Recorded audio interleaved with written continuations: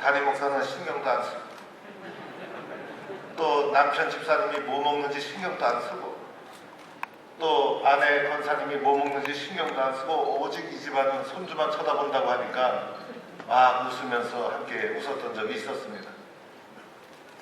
우리가 하나님 앞에 아멘 하려고 아 하고 입을 크게 벌리면 할아버지 할머니가 그 입속에 맛있는 것을 쏙 집어넣듯이 하나님께서 우리의 입속에도 응답도 집어넣고 은혜도 집어넣고 또 치유도 집어넣고 축복도 집어넣고 자녀가 잘 되는 복도 집어넣고 그리고 나서 맨 하면서 입을 닫는 거예요. 그러면 하나님이 주신 복이 하나도 나가지 않는 거예요. 그래서 아멘 크게 하는 장로님들은 크게 복 받을 줄로 믿습니다. 저는 오늘 얼마나 더웠는지 몰라요.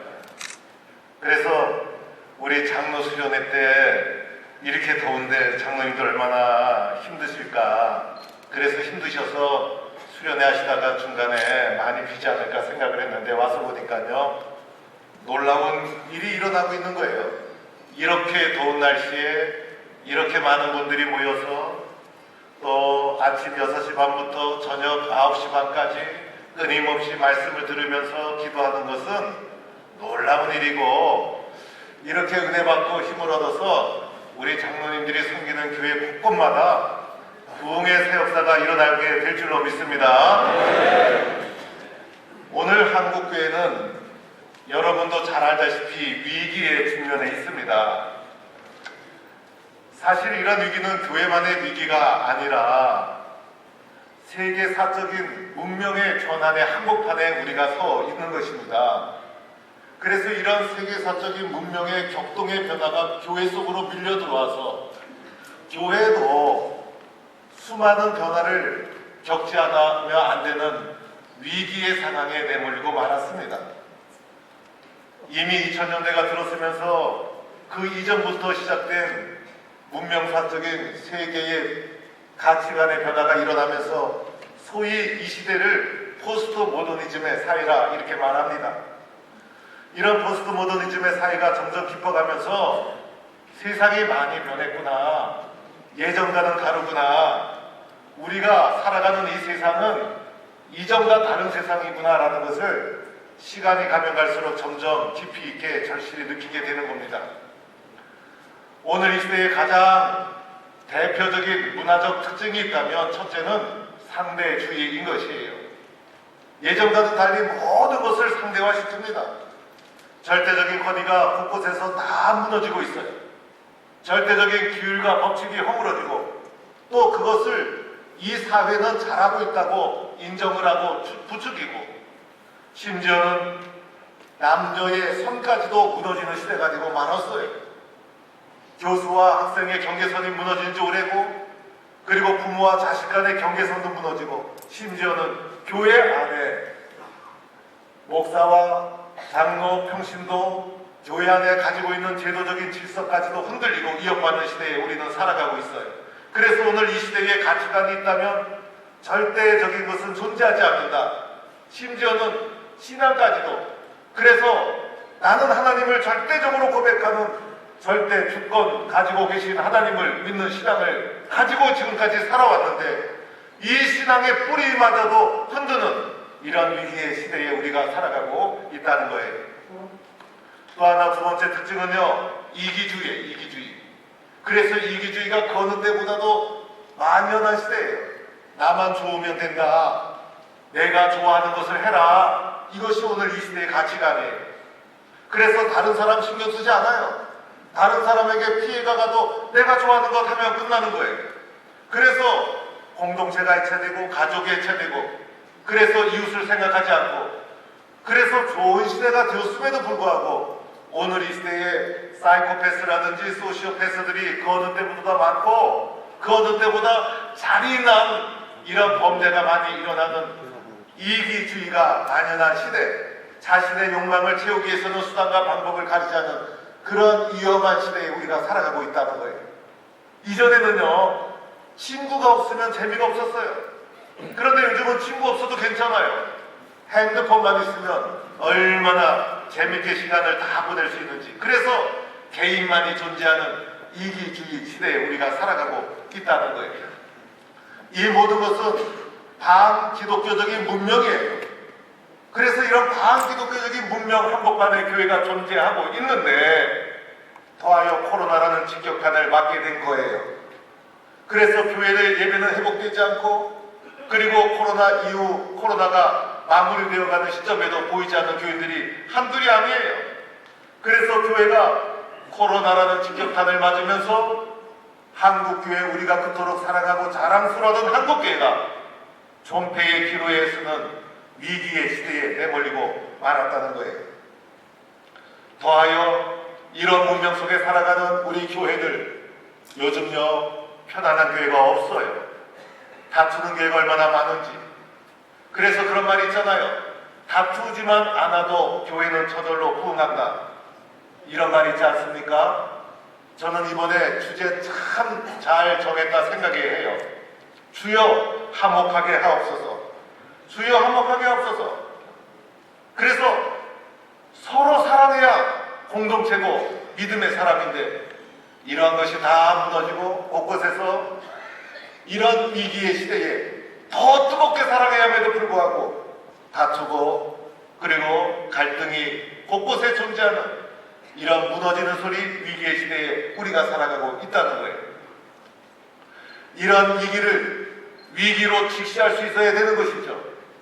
이 위기를 어떻게 돌파해 나갈 수 있을까? 저는 기도하고 고민하는 중에 코로나 시대에, 그리고 지난번 대선을 준비하고 대선 진행 과정 속에서 한국 사회에 인물이 부족하구나, 한국교회가 인물을 만들지 못했구나, 나도 그러한 인물이 되지 못했고, 우리 한국교회가 한때는 나라를 살리는 인물을 배출하는 교회였는데 인물을 배출하지 못했구나, 자성하는 마음으로 성경을 보다가 요셉이라는 인물에 마음이 꽂히게 되었어요. 그래서 한동안 요셉을 읽고 요셉을 묵상하고, 그래서 오늘 이 시대에 이 위기를 극복할 대안적 인물로 여러분에게 요셉에 대해서 함께 은혜를 나누고자 하는 것이에요. 여러분, 요셉을 한번 살펴보도록 합시다. 요셉의 성장 과정을 먼저 살펴봅시다. 요셉의 성장 과정을 살펴보면요, 요셉은요 매우 복잡한 가정 속에서 성장했어요. 여러분도 잘 알다시피 요셉은 엄마가 몇 명이었어요? 4명이었어요. 여러분들은 별로 놀라지도 않네요. 엄마가 4명이었어요. 한 명 아내 모시고 사는 것도 이렇게 힘든데, 엄마가 4명이라는 것, 이것 하나만 돼도 이 가정이 얼마나 복잡한 가정이었나, 이 속에 얼마나 아픔과 다툼과 시기와 질투가 많았을까. 더하여 요셉은 12남 1녀 중에 11번째, 11번째는요 어디 가서 굶어도 신경 쓸 사람 하나도 없어요. 그래서 요셉은 성장 과정에서부터, 가정 속에서부터 남다른 상처와 아픔과 복잡함을 경험하며 성장한 사람이 요셉이었다는 거예요. 그뿐이 아니었죠. 요셉은 성장 과정에서 여러분도 알다시피 시기, 질투 이런 것을 많이 겪으며 성장했어요. 이리 치이고 저리 치이고, 꿈 얘기했다가 형들한테 시기를 당하고, 남이 겪지 않아도 될 아픔을 겪고, 형제들 속에 가장 미운 털 박힌 아이가 요셉이었어요. 그래서 요셉은 성장 과정에서 가정에 가지고 있었던 복잡함과 역기능적인 유산과 환경 속에서 성장한 사람이 요셉이었다는 거예요. 어쩌면 이런 환경에서 자랐음에도 불구하고 위대한 요셉이었다는 것은 놀라운 일이라 생각이 들어요. 그뿐이 아니었죠. 요셉은 억울한 일도 겪었죠. 형들의 시기를 겪어서 죽을 뻔했잖아요. 그래서 형들이 요셉을 실제로 죽이려고 했어요. 구덩이를 파고 구덩이에 떨어뜨려 놓고, 그리고 그것에 죽이려고 했어요. 형제들이 나를 죽이려고 하는구나, 이것을 느꼈을 때 요셉의 심정이 어땠을까? 그러나 가까스로 살아나서 어린 나이에 팔리게 되죠. 그래서 종으로 팔려간 사람이 요셉이었어요. 이 과정 속에서 얼마나 감정이 상하고 배신감을 느끼고 상처를 받고 그죠? 분노가 일어나고 객지에 가서 얼마나 엄마가 보고 싶었을까? 얼마나 집이 그리웠을까? 그래서 요셉은 어린 나이에 나는 상처받았구나. 나는 버림받았구나. 나는 사랑하는 사람이 아무도 없구나. 나는 막 살아도 되겠구나. 이렇게 생각할 수 있는 환경과 성장 과정을 겪었다는 거예요. 또 하나, 보디발의 집에서 나름대로 마음을 잡고 열심히 일하던 중에 어떤 일이 일어났어요. 보디발의 아내의 유혹을 받게 되죠. 그 유혹이 얼마나 주교했는지 물리치기 힘들었어요. 그러나 요셉은 하나님 앞에서 살아가는 자였기 때문에 그 유혹을 물리쳤어요. 유혹을 물리친 결과 잘 되어야 되잖아요. 그런데 유혹을 물리친 결과가 뭐였어요?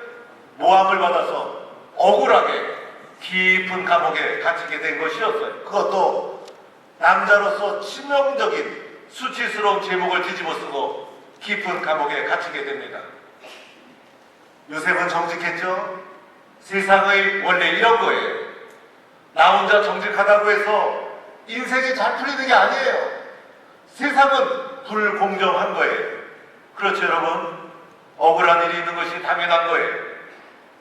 그러나 어린 나이에 감당할 수 없는 이런 억울한 일을 겪고 나서 사실은 요셉의 인생은 여기에서 끝난 거예요. 여러분 여기에서 일어날 수 있겠어요? 요셉의 인생은 여기에서 다 끝난 거고 요셉은 자신의 인생을 포기해도 될 만한 아픔과 상처 그리고 하나님 앞에서 하나님 나 막살을 내요. 나 제대로 안 살래요. 라고 할 만한 아픔과 상처가 그의 속에 있었던 것이 요셉의 성장 과정이었다는 거예요. 왜 요셉의 인생이 이렇게 꼬이는 걸까? 왜 요셉의 인생이 이렇게 구불구불한 것일까? 좀 요셉이 처음부터 빤듯하게 교육받고 그리고 잘 성장했으면 더 좋지 않았을까? 하나님이 요셉을 사랑한다면 요셉을 축복해주고 처음부터 잘 해줬으면 얼마나 좋을까? 그런데 남이 겪지 않아도 될 고통, 아픔, 수치 왜 요셉의 인생은 이렇게 우여곡절이 많고 파란만장한 구불구불한 인생을 살아가야만 했던 것일까? 우리의 삶도 마찬가지죠. 하나님, 내가 주님을 사랑하고 지금까지 왔는데 좀 제 인생 편안하게 평탄하게 직선도로로 성공을 하게 나갈 수 있도록 인도해 주시죠. 왜 내 인생은 이렇게 일이 잘 안 풀리고 구불구불하게 파란만장한 우여곡절의 삶을 살아야 되는 것입니까? 어쩌면 우리의 삶이 요셉과 같은 삶이었는지도 몰라요. 하나님이 왜 이렇게 요셉의 삶을 힘들게 인도해 가시는 걸까? 여기에는요 하나님의 뜻이 있었어요. 하나님의 뜻은요 내가 성공하는 것이 아니라 내가 성숙하는 것이 하나님의 뜻이기 때문이에요. 그래서 하나님은 나를 성숙하게 이끌어가고 있는 거예요. 마치 광야 40년이 있어야 약속의 땅에 들어갈 수 있었듯이 하나님은 나를 하나님을 제대로 아는 하나님의 사람으로 성숙하게 이끌어가고 있는 거예요. 고난이 있다고 해서 하나님이 없는 게 아니죠. 그 고난의 현장을 통해서 하나님은 나를 성숙한 사람으로 하나님을 제대로 아는 사람으로 빚어가고 만들어가고 있다는 거예요. 하나님의 목적이 어디에 있어요? 성공이 아니라 성숙에 있다. 나는 성공을 바라보지만은 나를 바라보는 하나님의 관점은 성숙에 있기 때문에 이렇게 요셉의 삶이 우여곡절의 삶이었다는 거예요. 오늘도 어쩌면 하나님이 저와 여러분을 성숙시키기 위해서 하나님을 인격적으로 만나도록 하기 위해서 훈련시키고 때로는 고난이라는 도구를 통해서 단련시키고 있는지도 몰라요. 이렇게 고난의 삶을 살아갈 때 요셉은 어떻게 살았을까? 이렇게 고난의 삶을 살았음에도 불구하고 요셉은 어떻게 살았을까? 제가 요셉의 삶을 잘 살펴보니 요셉은요, 첫 번째로 현재와 미래가 균형 있는 삶을 살았어요. 미래만 생각하면서 현실을 소홀히 않았어요. 미래를 붙잡고 오늘 현재를 충실하게 산 사람이 요셉이었어요. 그렇죠, 여러분? 요셉이 과거에 얼매였더라면 어떻게 되었을까? 실패했을 거예요. 내가 얼마나 상처받았는지 알아? 내가 얼마나 억울했는지 알아? 내가 형들에게 얼마나 억울한 일을 당했는지 알아? 과거의 상처를 들먹이면서 이것을 가지고 한탄하며 살았다면 요셉은 결코 쓰임받지 못하는 자가 되고 말았을 거예요. 과거의 상처에 얼매여 시험하는 삶이 아니라 지금 현재 최선을 다하는 삶이었고, 지금 현재 최선을 다할 수 있었던 것은 포기할 수 없는 꿈과 미래가 그에게 있었기 때문이었던 것이에요.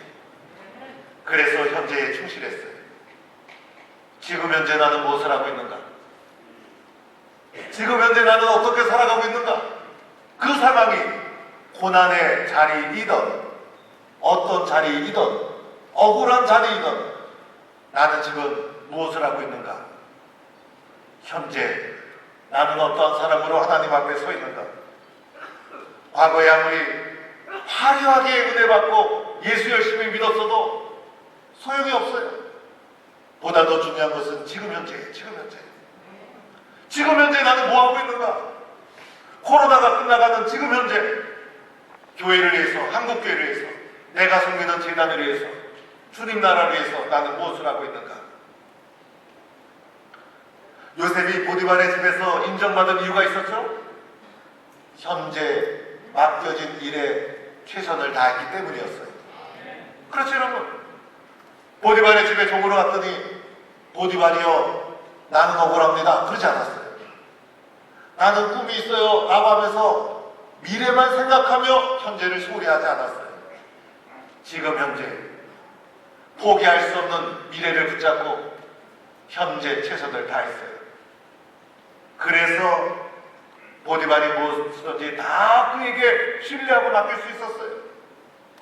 감옥에 갔을 때 어땠죠? 심지어는 그 감옥에서 나 억울하게 왔어요, 이렇게 말하지 않았어요. 어떠한 상황에서도 최선을 다했어요. 현재. 그래서 간수장의 눈에 띈 거예요. 모든 것을 맡길 수가 있었어요. 바로가 요셉을 만나고 나서 7년 대흉년을 대비하는 총리로 정권을 주었어요. 왜 그랬을까? 현재 맡겨진 일에 최선을 다하는 사람이었기 때문이었죠. 지금 현재 나는 무엇을 하며 살아가고 있는가? 현재의 성실함이 이기는 거예요. 우리는 이것을 잘 보아야 하는 거예요. 코로나를 겪으면서요, 보니까 세대별로 신앙의 유형이 조금씩 차이가 나더라고요. 60 이상 되신 분들, 여기 계신 장로님급 되는 대부분의 분들은요, 코로나임에도 불구하고 교회가 왜 예배를 안 드리느냐, 교회를 가야 된다. 그래서요, 교회에 오는 성실함은요 역시 60대 이상이 최고예요. 그런데 30대는요 코로나인데 교회를 왜 가야 되냐는 거예요. 그래서 심각해지는 거예요. 야, 이 세대가 내려가면서 우리들은 절대적인 신앙의 고백을 붙잡고 살아왔는데 밑으로 내려가면서 포스트 모더니즘의 문화 속에 성장하고 자란 사람들은 그런 신앙과 믿음을 갖기가 어려운 세상이에요. 그래서 야, 이게 심각하구나. 앞으로 어떡하노? 이런 생각이 들어가는 거예요. 예배당을 나와야 지금 현재 하나님 앞에 엎드려야, 코로나가 있던 말던 지금 현재 마음이 뜨거워야 내가 주님 앞에 지금 현재 뜨겁게 가장 예수 잘 믿는 때가 과거도 아니고 바로 지금 현재여야 되는데, 그 그래야 사는데. 지금 현재 가장 성령 충만하게, 가장 뜨겁게 예수를 잘 믿는 장로님들이 되기를 축원합니다.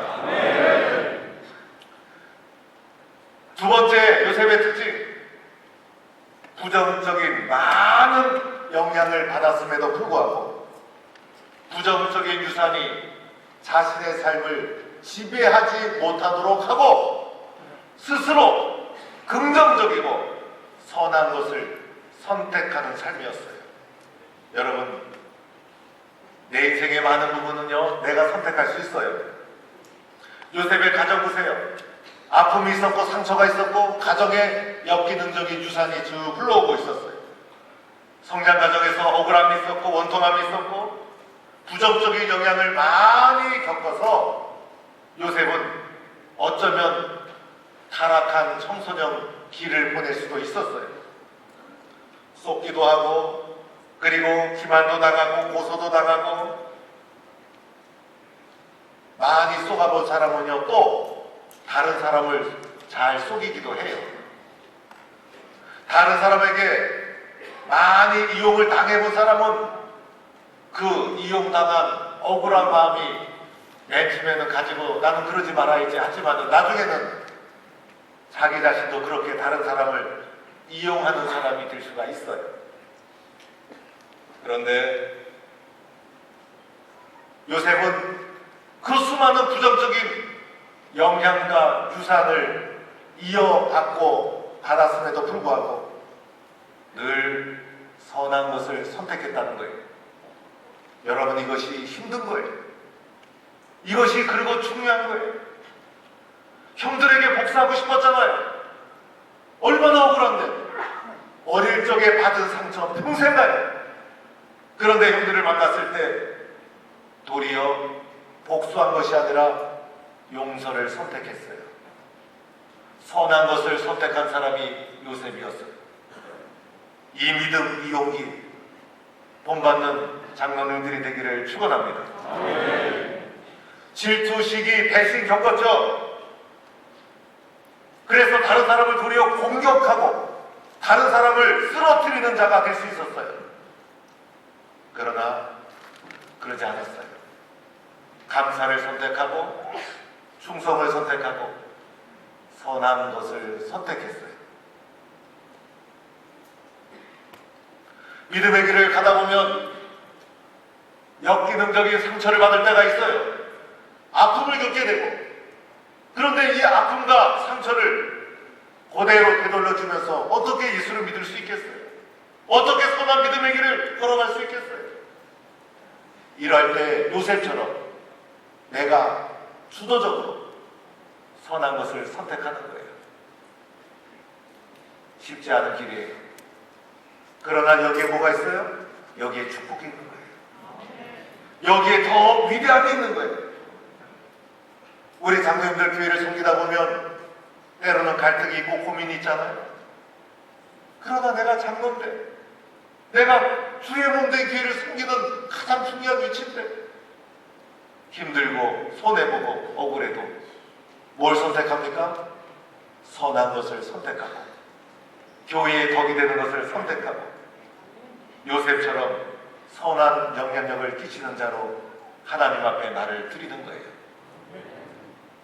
오늘 이 시대에 필요한 사람이 바로 요셉과 같은 사람. 현재에 충실하고 그리고 선한 것을 주도적으로 선택하는 요셉과 같은 사람. 오늘 이 사람이 있다면 오늘 우리가 겪는 아픔과 갈등은, 위기는 넘어설 수가 있을 거예요. 세 번째로는 요셉의 삶을 살펴보면요, 요셉은 세속주의를 거부하고 하나님 중심의 삶을 살았던 사람이 요셉이죠.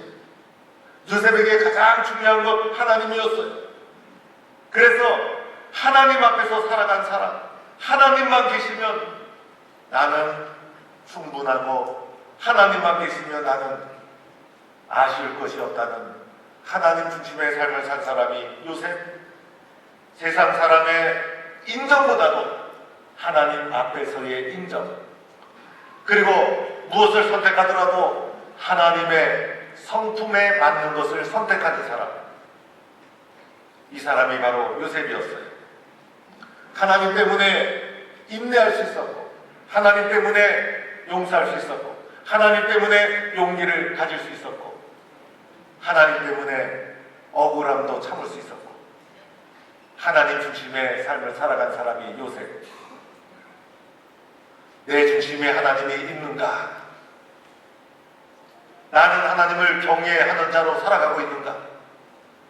하나님을 두려워하며 살아가고 있는가? 나 자신에게 늘 끊임없이 던져야 될 질문이에요. 목사가 되어서 목사가 자기 자신에게 던져야 될 질문이 두 가지가 있다고 저는 봐요.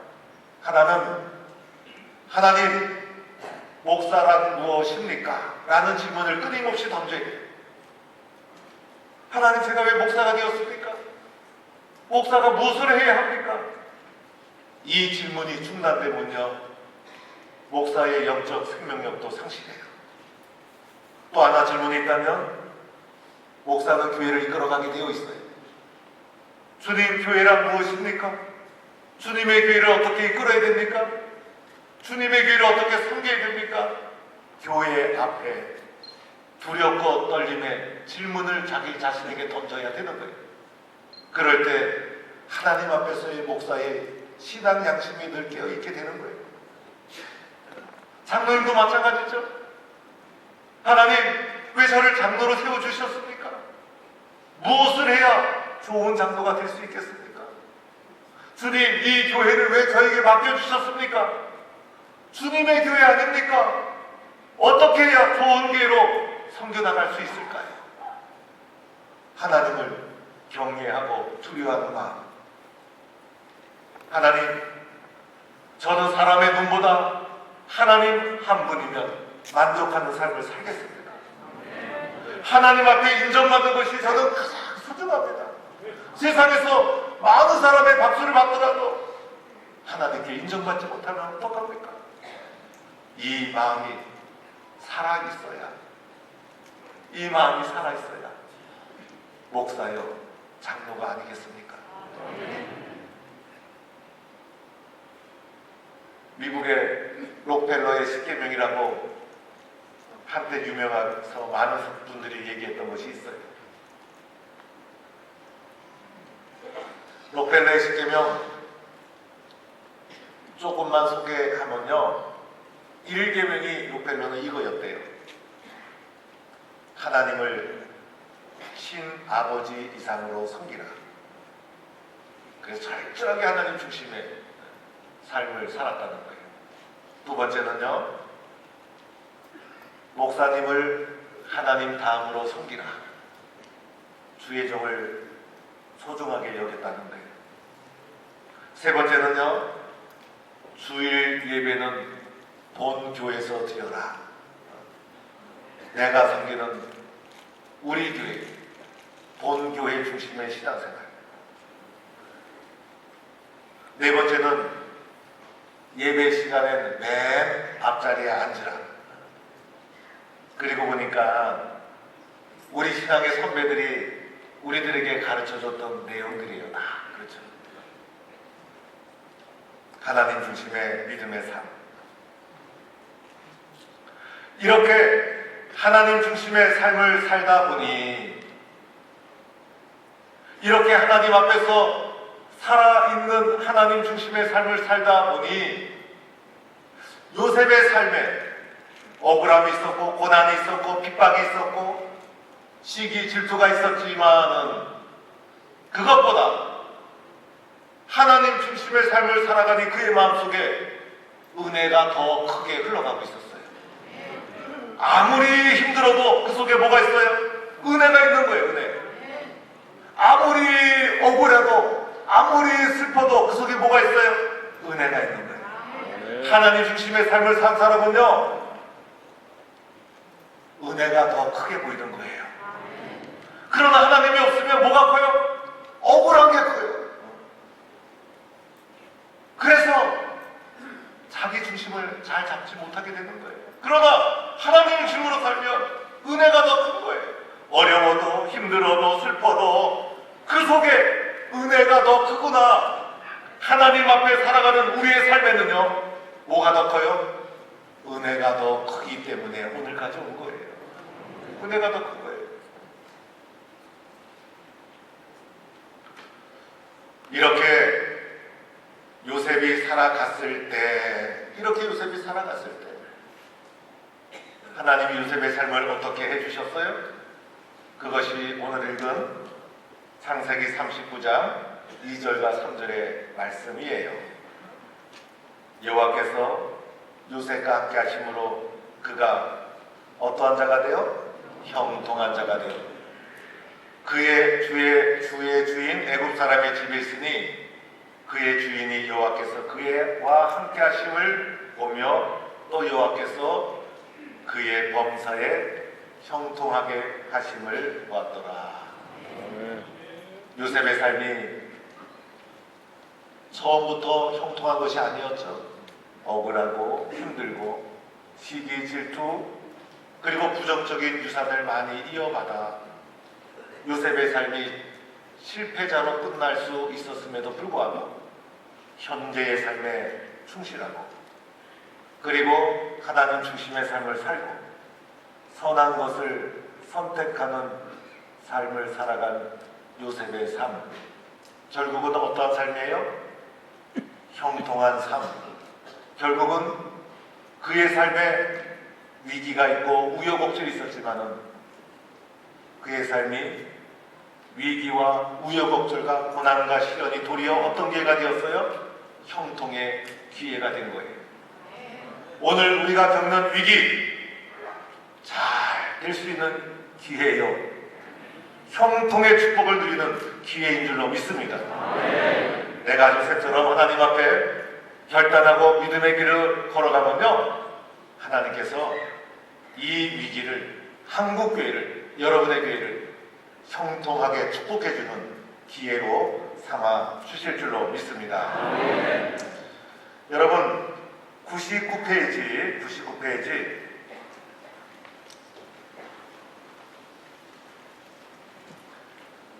한국교회를 위한 적용 마지막 부분 우리 한번 다 같이 한번 1, 2, 3, 4 읽어보도록 하겠어요. 99페이지 1번 가로 1번 한국교회를 위한 적용 다 같이 한번 읽어보겠습니다. 시작. 위기 속에서도 절망하지 않고 기회가 반드시 있다는 믿음. 절망하지 말아야 돼요. 불교가 망하지 않는 이유 중에 하나가 한국교회가 하나님 절망하지 않게 하여 주옵소서. 새벽마다 한국교회 성도들이 주님 절망하지 않게 하여 주옵소서. 그래서 불교가 망하지 않았다는 이유 그런 얘기가 있어요.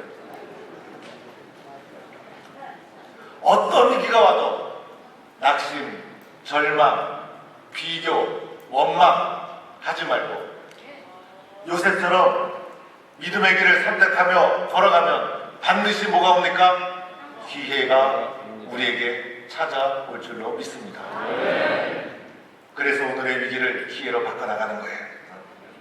2번 다 같이 읽읍시다. 시작. 부정적이고 세속적인 유산을 단절하고 선한 믿음의 유산을 남기는 믿음. 여러분 교회 속에 믿음 생활하다 보면 선한 것만 보는 게 아니잖아요. 제가 보니까 마귀가 교회를 제일 호시탐탐 노리는 것 같아요. 왜냐하면 세상은 자기 편이니까 건들 필요가 없어. 근데 하나님 나라를 이루려는 교회를 마귀가 계속 흔드는 거예요. 내 교회를 반석 위에 세우리니 반석 위에 세워진 교회를 음부의 권세가 이기지 못하리라. 음부의 권세가 계속 흔드는 거예요. 그러나 결론은 반석 위에 세운 교회를 이기지 못해요. 그래서 교회 속에도 보면요, 인간적으로 세속적으로 잘못된 신앙의 유산이 흘러가고 있을 수 있어요. 세상의 영향을 받으니까. 그러나 그런 것을 잘 거부하고 그것을 단절하고 요셉처럼 선한 믿음의 유산을 선택하고 그것을 남기는 자가 되어야 하는 거예요.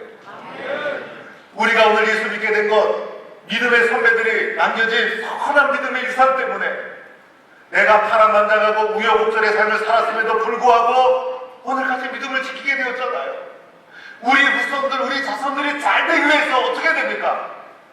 우리 한국교회가 잘 되기 위해서는 어떠한 일이 있어도 우리들은 믿음의 선한 유산을 후손들에게 남기는 결단을 해야 되는 거예요. 그것이 요셉이 우리에게 가르쳐준 삶의 모습이라 할 수가 있어요. 세 번째, 다 같이 한번 읽어봅시다. 104번째 시작. 오늘 현실의 삶 속에서 소망을 가지고 최선을 다하는 믿음. 오늘 현실, 지금 현재 소망을 가지고 지금 현재 가장 예수 잘 믿고 지금 현재 최선을 다하고 우리 교회는 잘 된다. 우리 가정도 잘 된다. 한국교회는 살아난다.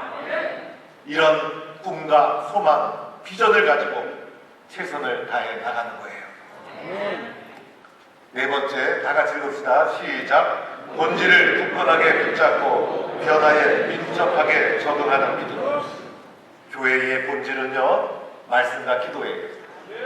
이것이 흔들릴 때마다 종교개혁이 일어난 거예요. 세상의 복음을 전하기 위해서 변화하는 세상을 참조하고 효과적으로 이용할 필요는 있지만은 본질이 변질되어서는 안 되는 거예요.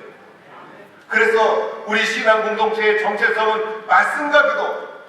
그래서 혼란할 때일수록 어두운 때일수록 뭘 붙잡아야 됩니까? 말씀 붙잡고 기도가 살아나야 되는 거예요. 그래서 본질을 붙잡고 말씀과 기도를 꼭 붙잡고 변화하는 세상을 직시하면서 변화하는 세상을 잘 선용해서 영혼을 구원하고 복음으로 교회를 살리는 일에 최선을 다해야 하는 거예요. 이제 코로나가 마무리되면요, 한국교회가 해야 될 것은요, 기도운동, 영혼 구원 전도운동이에요.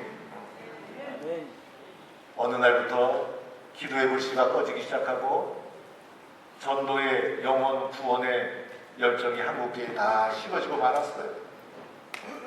이게 다 어느 날 상대주의, 이기주의 문명 속에서 다른 사람의 영혼에 대해서 신경 쓰지 않아도 된다는 이런 문명의 흐름이 우리 속에 어느 날 다 침투하고 말았어요. 한국교회가 다시 일어나기 위해서는 주님 앞에 엎드려 기도하는 눈물의 기도가 살아나고, 그리고 영혼을 천하보다 귀한 영혼을 구원하고 했다는 구령의 열정이 다시 일어나야 돼요. 그래서 교회를 다시 살리는 일에 우리 장로님들, 그리고 목사님들, 성도님들 함께 손을 잡아야 하는 거예요. 마지막으로 저의 간증 한마디만 하겠습니다.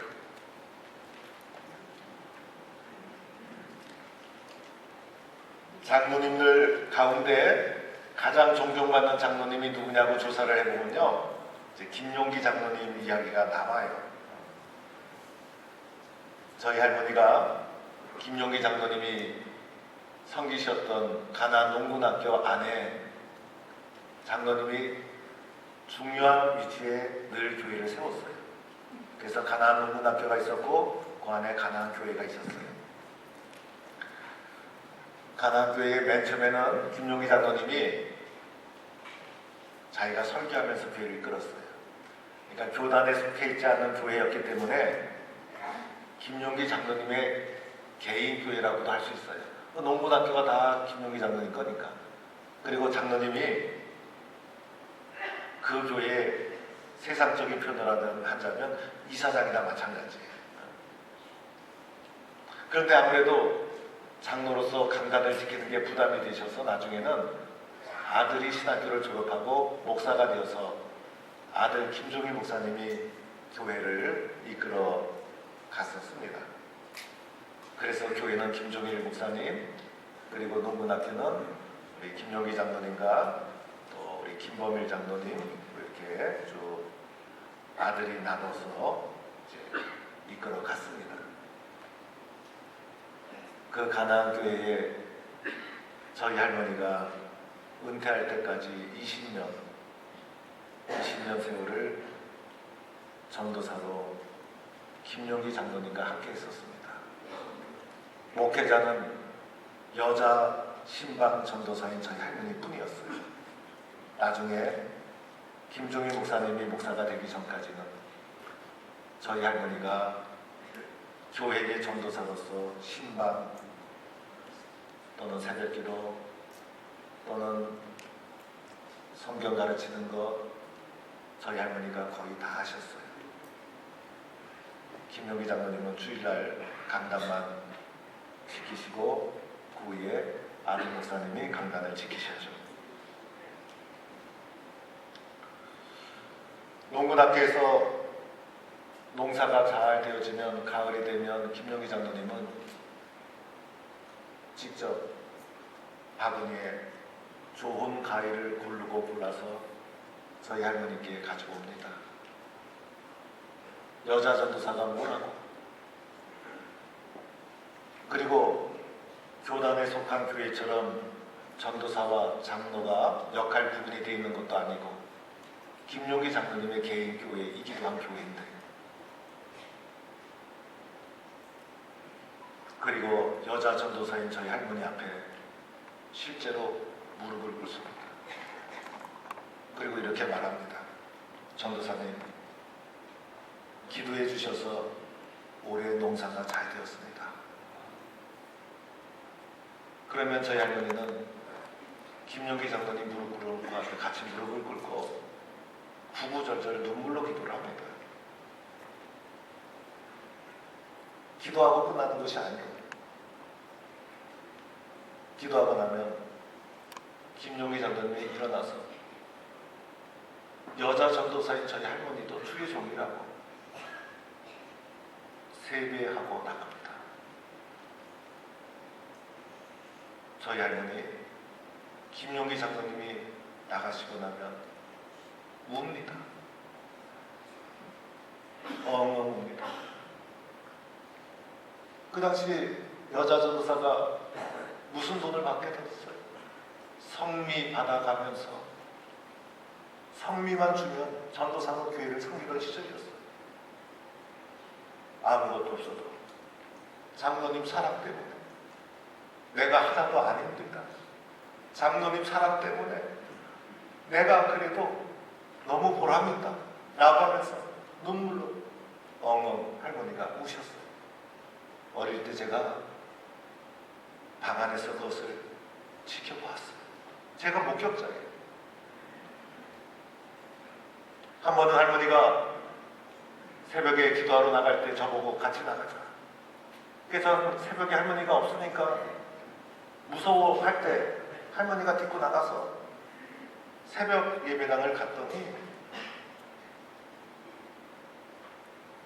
마룻바닥 예배당에 강당이 있으면 김용기 장로님은 강당도 앞쪽에 있고 여자 전도사인 저희 할머니는 들어오는 성도들로 관리해야 되니까 저 뒤에 있고 인도하는 사람도 없이 그냥 앉아있는 사람 중에 저희 할머니가 찬송가 몇 장 하니까 그냥 새벽에 찬송 부르고 성경 읽고, 저는 할머니가 옆에 보자기 하나 깔아놔서 그저 어린 마음에 어린 아이였으니까 그냥 그 옆에 누워 있었어요. 찬송가 부르고 나서 성경 읽고 나서 기도를 하는 거예요. 기도를 하는데 저희 할머니는 저 뒤에서 통성으로 기도하는데 맨 앞에 앉아 계시던 김용기 장로님 통성으로 기도하는 거예요. 얼마나 통성으로 기도하는지 예배당이 다 울리는 거예요. 장로님들 통성으로 기도하지 않습니다. 왜냐하면 하다 보면 다른 사람이 다 듣거든요. 그런데 제 어린 마음에 지금도 기억이 나는 것은 장로님의 동성기도 소리, 저희 할머니의 동성기도 소리, 다른 성도들의 동성기도 소리가 마치 천사들의 곡조가 되어서 제 귀에 아름답게 들려오시는 거예요. 그런데 제 마음속에 무슨 한이 있어서 저렇게 애절하게 기도할까? 무슨 고통이 있어서 저렇게 기도할까? 그런 궁금함이 있었어요. 나중에 김용기 장로님에 대한 책을 쭉 읽어보면서 김용기 장로님의 대부분 기도는 나라를 위한 기도였어요. 나라를 위한 기도였어요. 그런데 마치 그것을 너무나 간절하게 홍성으로 잠시 하다 끝나는 것도 아니에요. 예배당에 떠나가도록 동성으로 새벽에 목소리를 내가면서 간절히 호소하면서 기도하던 모습이 지금도 눈에 선해요. 그런데 이렇게 기도한 사람이 김용기 장로님 뿐이었어요? 여러분, 대를 이어서 예수 믿었던 분들은요, 어렸을 때 여러분의 아버지, 어머니, 할머니, 할아버지가 다 그렇게 예배하면서 눈물로 기도하는 걸 듣고 보았을 거예요. 그게 한국교회예요.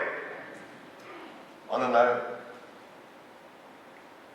기도 소리가 끊어지고 기도가 죽어지고 위기다, 어렵다, 원망과 한탄의 소리만 들려오기 시작합니다.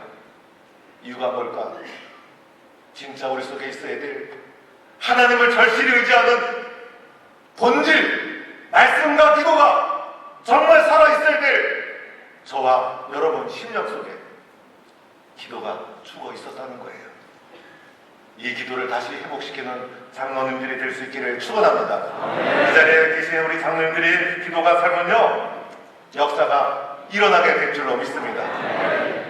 우리 찬송가 중에 438장은요, 한국계 성도들이 제일 좋아하는 찬송가로 뽑으라면요, 늘 톱 5개, 5위 안에 꼭 들어가는 찬송가가 438장이에요. 우리 이 시간 제가 일정 들어보니까 말씀 듣는 거로는 오늘 저녁 마지막이에요. 오늘 잠시 기도하고 제가 마무리 짓도록 하겠어요. 438장 우리 찬송을 함께 부르겠는데 가사가 이러합니다. 내 영혼이 은총 입어 중한대짐 벗고 보니 내 영혼이 은총 입어 예수님 만나고 나니 슬픔 많은 이 세상, 원망 많은 이 세상, 억울함이 많은 이 세상이 어떻게 변해요? 천국으로 가하도다. 그렇죠, 여러분? 2절도 얼마나 은혜로운지 몰라요. 그런데 3절이 더 은혜로워요. 3절을 보니까요, 높은 산이 거친 들이 초막이나 궁궐이나 중요한 구절 나오죠. 내 주 예수 모신 곳은 무엇이라고 합니까? 그 어디나 하늘나라. 여러분이 주님을 모시고 섬기는 그 교회, 그 곳 하늘나라인 줄로 믿습니다. 우리 찬송 부르면서 하나님 기도의 영성에 살게 하시고 하나님 주님 앞에 맡겨진 사명을 잘 감당하는 장로가 되게 해주세요. 우리 찬송 후에 함께 통성으로 기도하도록 하겠습니다.